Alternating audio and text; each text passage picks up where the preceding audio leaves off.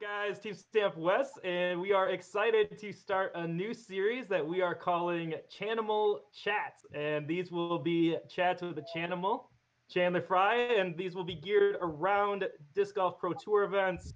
We'll kind of talk about Chandler's prep the week of, his thoughts overall on the tournament, and kind of what makes each Disc Golf Pro Tour event unique throughout the year as the tour carries on. So with that said, let's kick it off and tell us a little bit about your prep for the Memorial. What did it look like for you the week leading up to the tournament?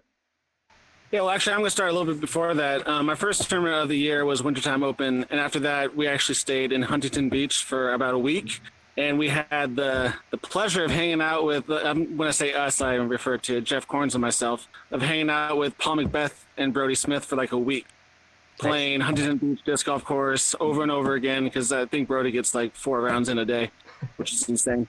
And so it was kind of nice to hang out with Paul, get to know his mindset towards like approaching practice rounds. The dude is the most focused person I've ever met in my life. He's kind of OCD when it comes to that. Like he wants perfection, and we've all seen him get it a couple times, which is pretty cool.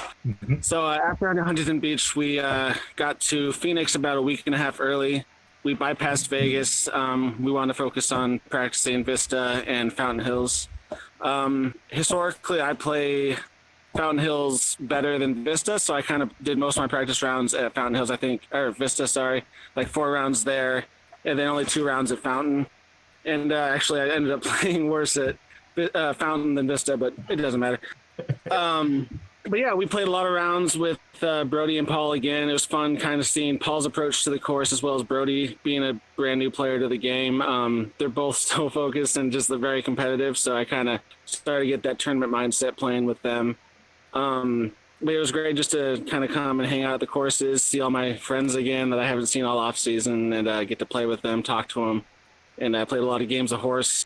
I just tried to have as much fun as possible, getting in the spirit of disc golf. So nice. Yeah. So let's talk about your rounds a bit. Sorry about that.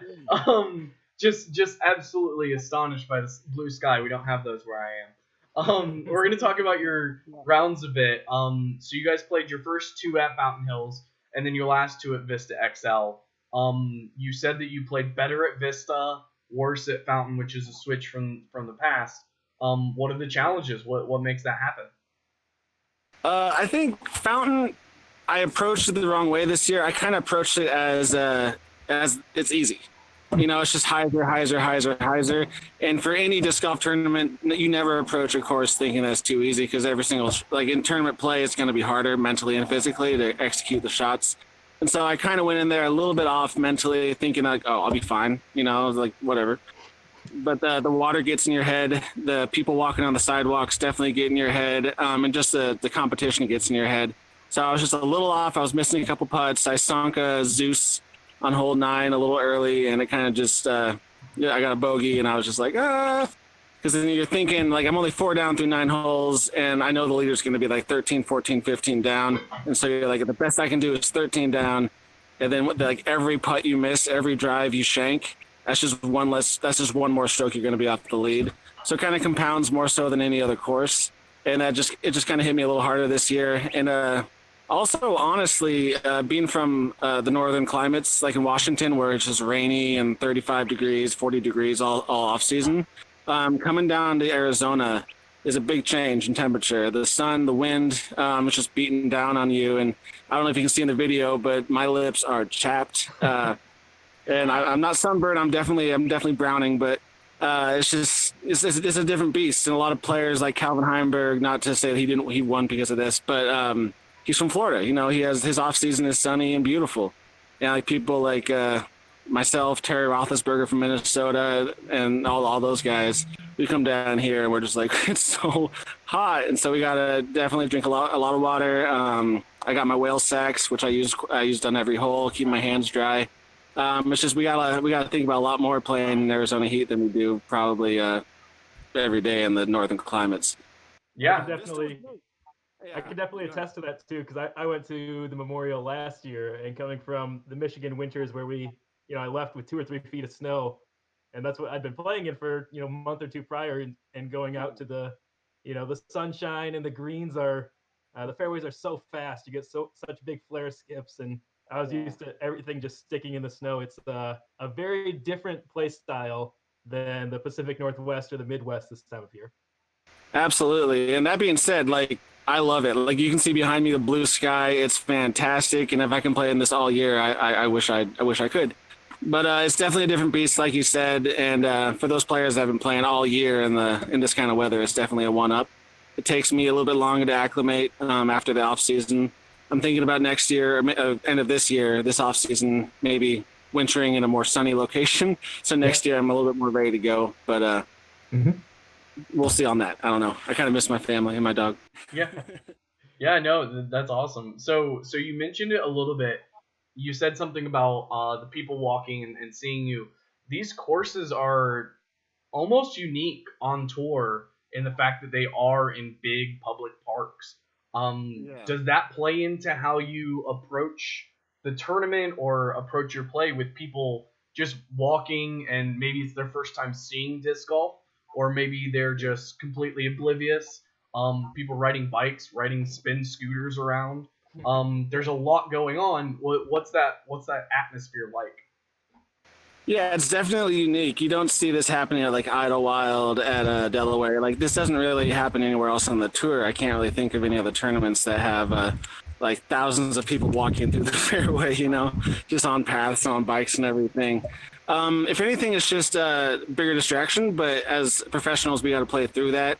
I can think of a couple shots that personally I had where I was trying to putt, and then like there's a lot of neighboring neighborhoods, I guess you'd say.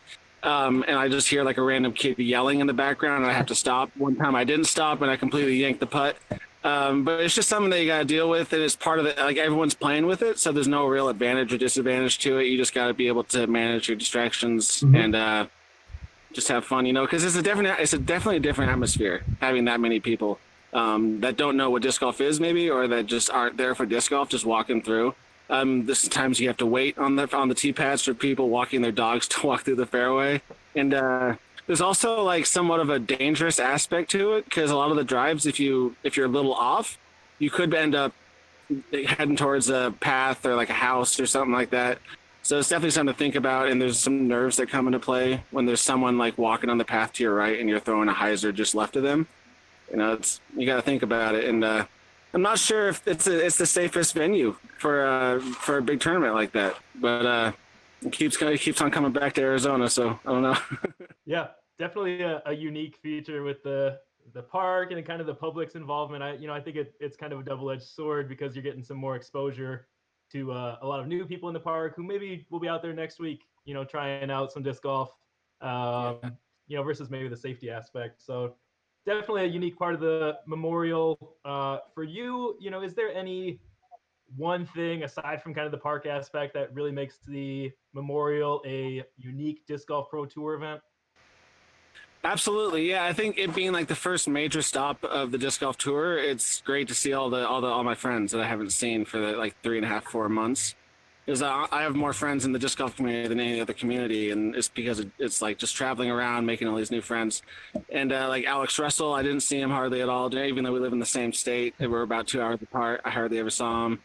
Terry Roethlisberger, Jeff Korns, Nate Sexton, Big Germ, like all these people that I always talk to or email or something like that, but I never see them face to face. So it was super nice to come to a warm, sunny place where everyone's happy, and just kind of hang out with them and eat a burger at Duke's on the green, stuff like that. And also I have a family in Arizona, so it's nice to see them. As far as the courses are concerned, Fountain Hills is by far one of the most beautiful places I've ever played disc golf. I mean, it's not the best course. It's somewhat of I shouldn't say it, but an easy course. It's kind of soft. I'm sure I'll get some hate for that. But it's beautiful. Like the fountains in the background, not the fountains, the mountains in the background. And the fountain, even though it's reclaimed wastewater, you don't want to get it in your eyes. Or you want to bring some sanitizer with you if you're playing that course. It's beautiful. It's fantastic, and all the different bird life and everything. It's a super cool experience. It's more of a course that I think I'd enjoy playing in a casual round over a tournament round. There's some courses out there that are super fun, but just not ready, or not really tournament ready. You know what I'm saying? Mhm. So it's cool. Vista's kind of like fun, I guess. I don't know. It's if you have to use like mandos and elevated baskets to make the course hard, I feel like you should probably try to search out a new venue, maybe for like just something that has natural mandos and no need for maybe some more elevation, because Vista is just like super flat. But that being Yeah. said, it is super fun. So Yeah, very different style. Yeah. Yeah. I can say from an AM perspective, they're definitely challenging courses. For the guys that are throwing. Second too, they are challenging. You can like, but if you're shooting 46 down in the tournament, I think last year 49 down, and when you look at all the other disc golf pro tours, I think like around 25 to maybe 30 down is winning.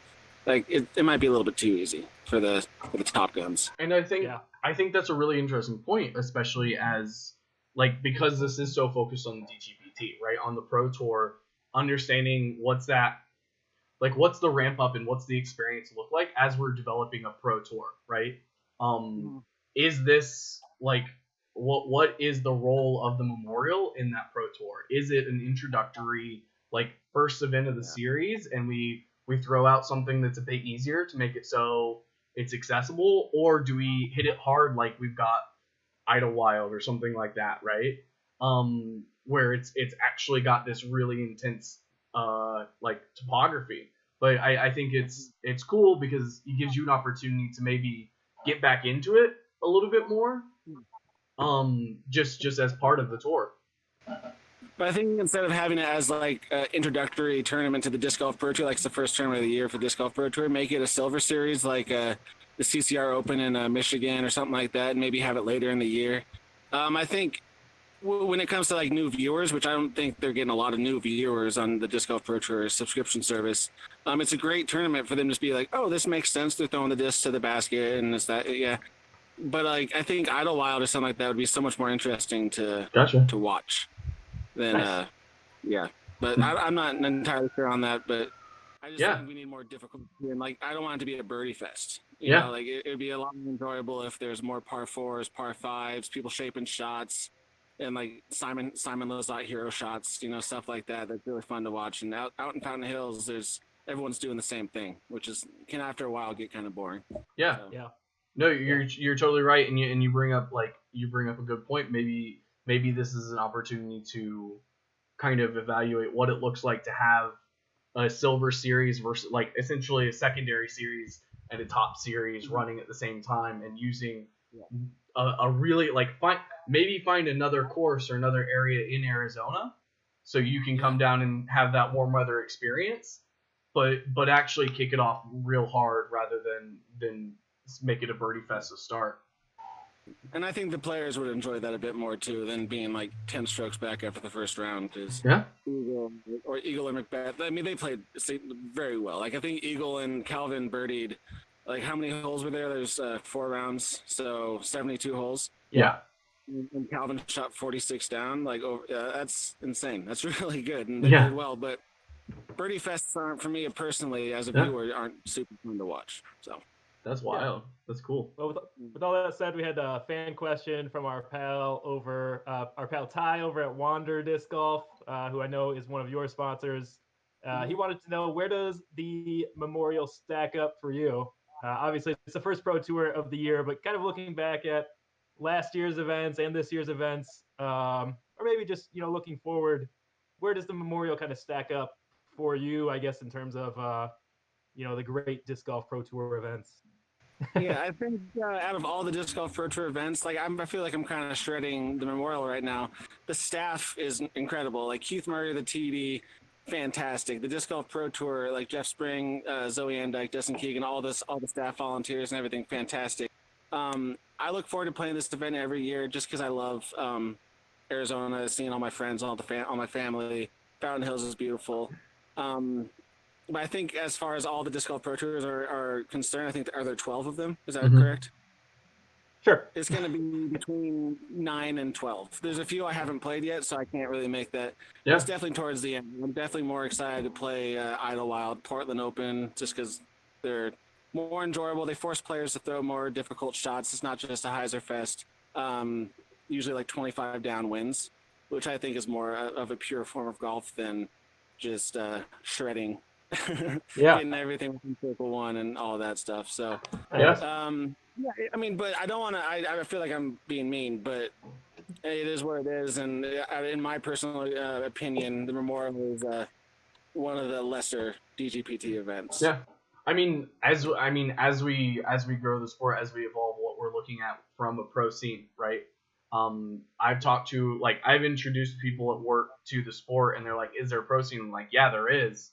And the people who are deep in it have a lot of the same opinions, but the people who are new to it don't know what that looks like. So we need to, at some point, the pro tour needs to cater to the pro tour, right? Yeah. And then we can kind of, I don't know, I don't use the word pander, but we can pander as we pander, right? But I think you've got a really good point, and as we develop our sport, as we grow the importance of coming to these major events, make these major events worth being major events, right?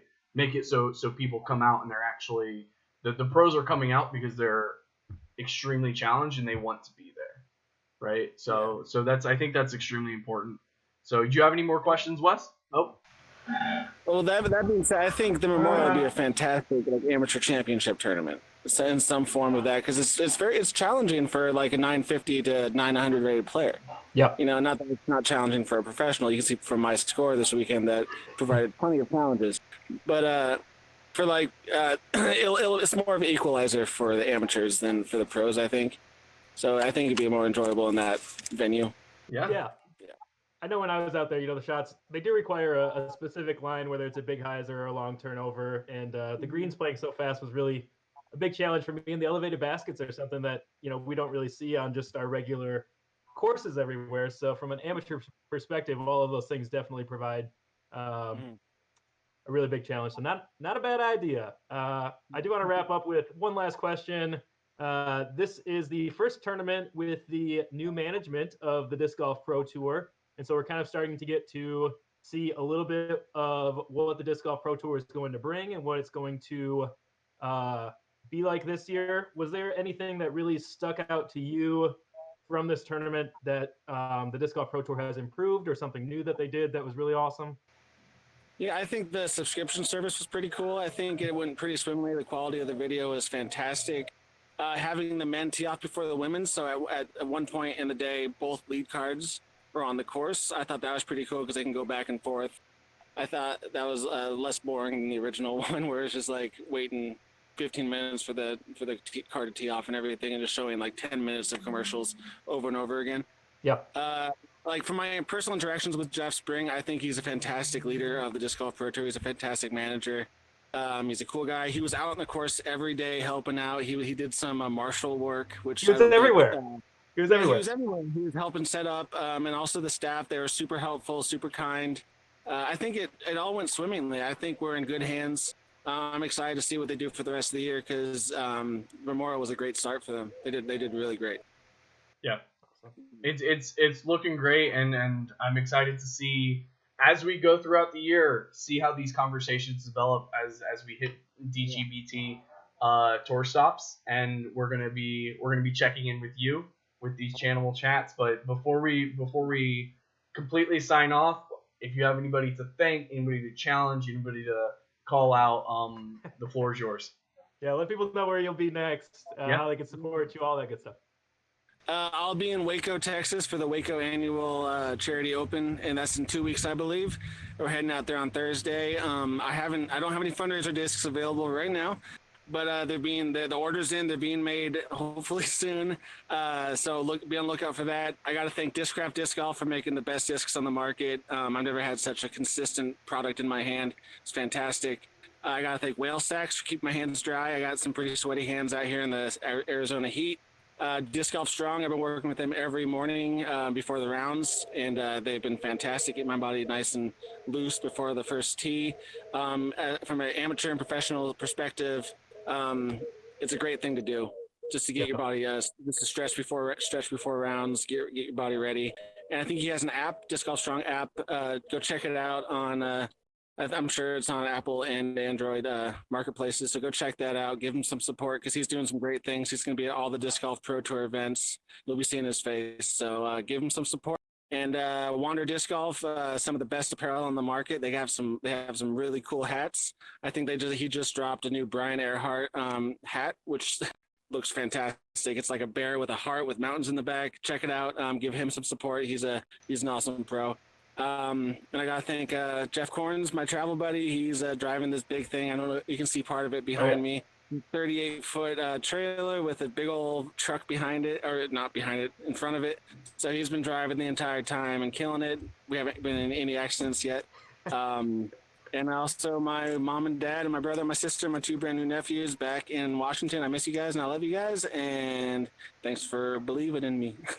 So also thanks to you two for giving me the platform to ramble on. Absolutely. Awesome. So good to have you. And thank you, Chandler. And at the end of the day, Wes, what do you have to do? You gotta make that putt.